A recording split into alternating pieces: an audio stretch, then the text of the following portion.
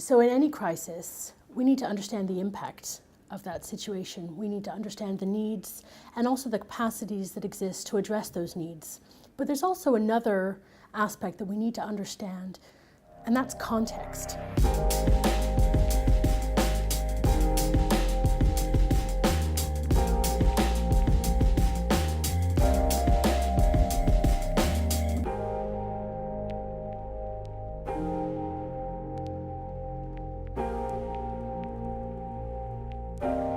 You have to start with a nuanced understanding of a city. If you miss that understanding, there are risks that you will not engage all of the actors that you need to, or that you would not be aware of the interrelationships and the dynamics between those various actors.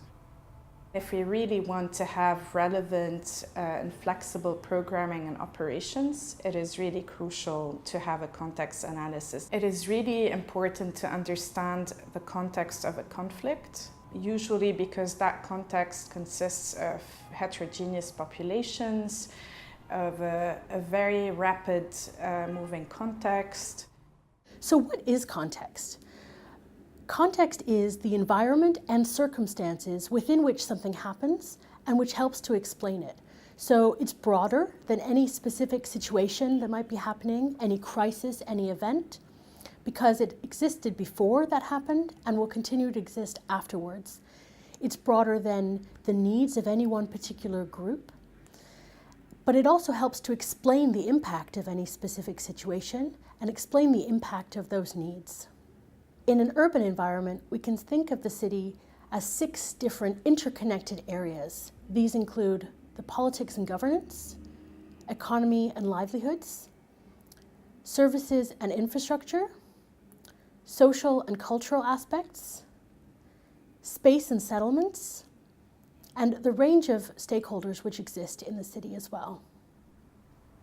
There's a wide range of reasons that might cause displacement, and the complexity really requires an understanding of the displacement context. So what are the various triggers that may have caused displacement?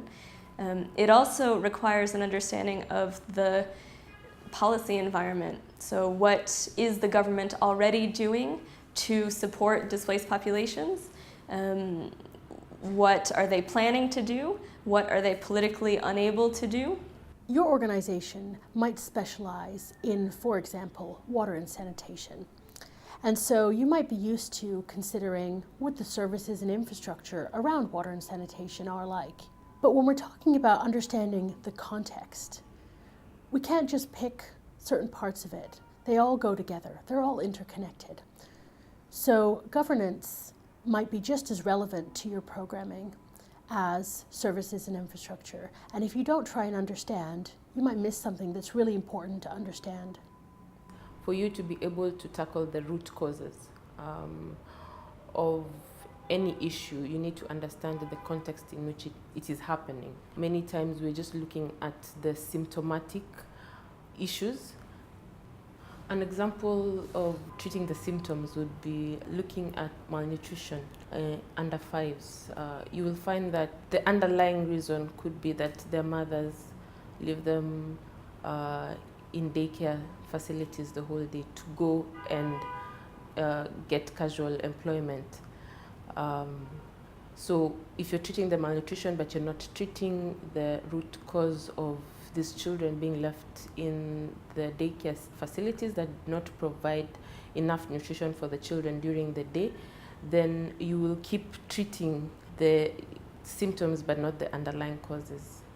When we want to understand the community which is living within certain vulnerable living conditions or within a certain geographic setting, whether urban or rural, we would have to understand the bigger picture before we start to understand things by sector or by cohort. The understanding of how displaced populations interact with their city is something that you can understand from certain kinds of data, like a household survey or focus group or community discussions. But what you're missing there is an understanding of how the city itself functions. That's the kind of context that's important to understand to identify whether you need to create an intervention which is focused on the displaced populations, or whether you need to think of more broader interventions that improve the functioning of a city overall.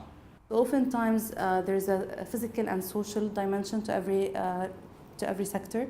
If we were to understand, for example, sexual harassment in a certain neighborhood, if you also were to understand it only from a qualitative manner, by which you understand the social and cultural norms behind it, we would miss understanding the physical components which also feed into that, which might be unlit roads, blocked roads, buildings without common areas, or without safe and secure common areas.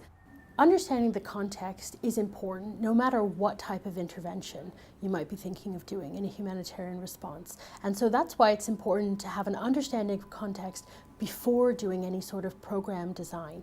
You need to look at the city, look at what exists, look at how it all interconnects, and then start thinking, once you have that understanding of how does this affect any particular program intervention that I might want to do. Starting with that really strong contextual understanding should be just the number one step and should not necessarily start post-crisis. It is that, bringing together the humanitarian development peace nexus, right? Essentially having an understanding of an urban centre, a nuanced contextual understanding of an urban centre is step one. Everything occurs from that.